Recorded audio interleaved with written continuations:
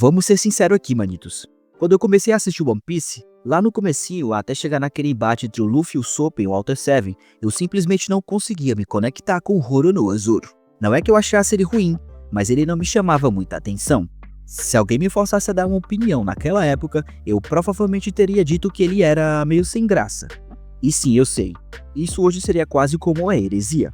Só pra você ter uma noção, o Zoro aparece em One Piece logo no comecinho da obra, lá no volume 1, no capítulo 5 do mangá e no terceiro episódio do anime. E eu só fui de verdade me importar com ele lá pelo volume 35.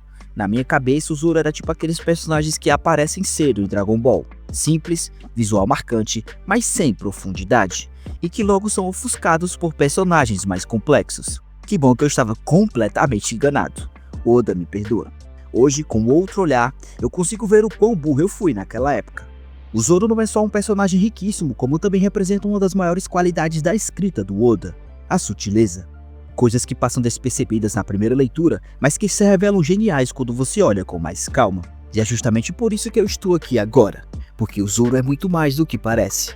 E neste vídeo, eu vou te mostrar porque ele poderia facilmente ser o capitão do seu próprio bando. Mas antes do vídeo começar, já deixa aquele like maroto para fortalecer o canal e se você ainda não é inscrito no canal, já aproveita para se inscrever para não perder as novidades. Agora que o recado foi dado e o pedido foi feito, bora lá deixar de enrolação e bora logo pro vídeo. Todo mundo que já leu ou assistiu One Piece já ouviu em algum momento. Mas por que o Zoro não é o capitão do bando dos Chapéus de Palha? E convenhamos, é uma pergunta bem válida. Ele é sério, absurdamente forte, focado e tem instinto de liderança. Muita gente que encontra o Zoro no mundo de One Piece se pergunta por que ele segue as ordens ao invés de dá-las. Mas para entender isso, antes a gente precisa compreender uma coisa essencial sobre todos os membros do bando dos Chapéus de Palha. Cada um deles tem um sonho muito claro.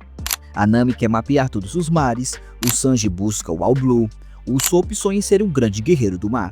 E o Zoro? Bom, o Zoro quer se tornar o maior espadachim do mundo. E, como todos os outros, esse sonho nasce de um momento marcante do passado. No caso dele, a gente conhece esse desejo durante um flashback. Zoro, ainda criança, treinando numa escola de esgrima, um prodígio precoce. Até que ele conhece Kuina, uma espadachim ainda mais talentosa do que ele. Mesmo após perder mais de 100 vezes para ela, ele continuou tentando. E depois de uma luta com espadas reais, os dois fizeram um juramento. Um dia um deles seria o maior espadachim do mundo. Infelizmente, pouco tempo depois, a Kuina morre de forma trágica. Mas antes disso, eles compartilham um diálogo que define tudo. Você tem que se tornar o mais forte. Você prometeu. Essa fala é tudo. É aí que você percebe o quanto promessas têm um peso muito grande para o Zoro. É um valor central para ele. Se você voltar lá no começo da história, quando o Luffy encontra o Zoro pela primeira vez, ele está amarrado num poste por ter defendido o garoto. Mas como alguém tão temido como ele, com tanto nome, foi capturado por alguém como Helmelp, o filho do Capitão Morgan. É simples, ele fez uma promessa. Helmelp prometeu que o libertaria após um mês, mesmo sabendo que o cara era um idiota. O Zoro confiou na palavra dele, porque ele acredita em promessas. Ele leva isso muito a sério, mesmo que isso o coloque em risco. Isso, por si só, já mostra o quão brilhante é a construção do personagem. O Oda te entrega a importância das promessas em um flashback depois do acontecimento. Ou seja, primeiro você vê a atitude e só depois entende o motivo. É escrita de mestre. Esse tipo de narrativa também se repete com o Luffy, por exemplo. Durante anos, a gente achou que a fruta dele, a Gomu Gomu no Mi, era que dava os poderes da borracha para ele. Mas lá em um ano a verdade aparece. Ela era muito mais poderosa do que pensávamos. E tudo já tinha sido plantado desde o começo da obra. Com Zoro, acontece algo semelhante. A forma como ele se importa, seus valores, tudo isso está conectado com seu passado, mesmo que você só perceba isso muito tempo depois. Agora, vamos para um dos momentos mais importantes do Zoro, a luta contra o Mihawk. Essa é a primeira vez que ele enfrenta alguém em busca do seu sonho, e para muita gente, é o primeiro confronto verdadeiro e intenso da obra. Não só por ser uma luta, mas porque ela tem um significado emocional. O Mihawk não está ali para humilhar, e sim para testar o Zoro. Já ele aceita o desafio mesmo sabendo que vai perder. Desde o dia em que decidi ser o maior espadachim, eu aceitei que poderia morrer tentando. Essa fala mostra tudo sobre ele. Enquanto o mundo duvidava dos sonhos do Luffy e do seu bando, o Zoro foi o primeiro a olhar o perigo de frente e sobreviveu para contar. Mesmo sendo completamente derrotado, o Zoro termina de pé, segurando suas palavras com firmeza. E aí o Mihawk o respeita. E o Luffy observa tudo sem interferir, porque ele sabia que essa era a batalha do Zoro. Esse momento se conecta diretamente àquele primeiro encontro dos dois, quando o Luffy convida o Zoro para o bando. E o espadachim responde: "Você fala como se isso fosse fácil." Desde então o Zoro deixou claro: quando ele promete algo, ele cumpre. Quando ele diz que será o maior espadachim, ele não está blefando. E quando ele se junta ao Luffy, é porque ele acredita de verdade naquele capitão. E é aí que a gente entra na maior prova de lealdade do Zoro: o conflito entre o Luffy e o Usopp. Esse momento lá em Water 7 é um divisor de águas na série. É a primeira vez que o grupo se rompe por causa de algo interno. E embora a luta seja entre o capitão e o atirador, o Zoro tem um papel fundamental nos bastidores. Depois da briga, quando o Usopp tenta voltar para o bando fingindo que nada aconteceu, o Luffy está pronto para aceitá-lo de volta, mas o Zoro não deixa passar. Ele diz que o Usopp precisa pedir desculpas, precisa reconhecer que errou, porque entrar no bando não é só uma aventura, é um compromisso muito sério. E ninguém respeita mais esse compromisso do que o Zoro. Se o Luffy deixasse o Usopp voltar sem pedir desculpas, isso seria um tapa na cara de todo mundo que levava essa promessa a sério, em especial o Zoro. Essa cena mostra porque ele nunca poderia ser o capitão. Não porque ele não tem o que é necessário, na verdade ele tem até de sobra, mas porque ele escolheu seguir o Luffy, porque ele acredita nesse líder e defende a ideia de que as promessas feitas ao Luffy são sagradas.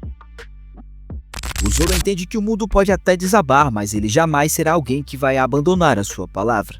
E essa essência fica ainda mais clara quando ele protagoniza uma das cenas mais lendárias do universo de One Piece: o momento do nada aconteceu. A gente já falou de várias decisões e atitudes que mostram o caráter do Zoro, mas quando ele se coloca entre o sofrimento do Luffy e o Bartolomeu Kuma, ele literalmente diz: "Se alguém tem que sofrer aqui, que seja eu."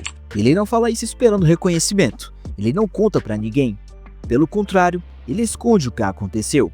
Quando o Sanji chega e vê o chão coberto de sangue e pergunta o que houve, o Zoro simplesmente responde: "Nada aconteceu."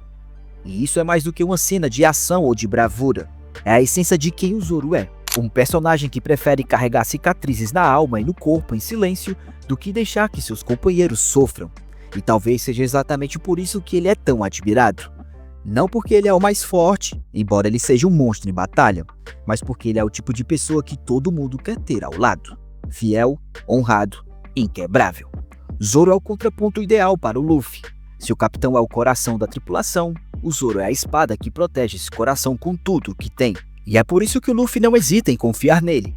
É por isso que mesmo quando tudo desaba, ele sabe que o Zoro vai estar lá, firme, em pé, com a espada em punho.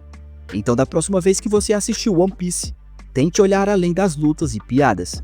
Preste atenção nas atitudes, nos silêncios, nas escolhas, porque é nesses detalhes que o Zoro brilha. E é por isso que para muita gente, inclusive para mim, que ele é um dos personagens mais incríveis já criados no universo de One Piece. O Zoro representa algo que poucos personagens conseguem: honra, lealdade e seriedade em um mundo caótico. Enquanto muitos subestimam o Luffy e sua tripulação por parecerem jovens sonhadores, o Zoro é a âncora que segura todos no chão. Ele é a prova viva de que naquele navio, cada palavra, cada promessa tem peso. Então da próxima vez que alguém te perguntar por que o Zoro não é o capitão do bando, a resposta é muito simples: é porque ele escolheu seguir alguém em quem acredita mais do que nele mesmo. E isso, meu amigo, é o maior ato de força, lealdade e humildade que um verdadeiro líder pode ter. Ele não precisa estar no topo para ser gigante. O Zoro é o escudo invisível do bando. E é por isso que, mesmo sem dizer muito, ele sempre será lembrado como um dos maiores personagens da história de One Piece. Se você curtiu esse vídeo, já deixa aquele like maroto para fortalecer o canal, e se você ainda não é inscrito, já aproveita para se inscrever para não perder os próximos vídeos. Obrigado por ter assistido esse vídeo até aqui. Encontro você no próximo vídeo. Valeu, jovem mancebo. Até a próxima. Fui!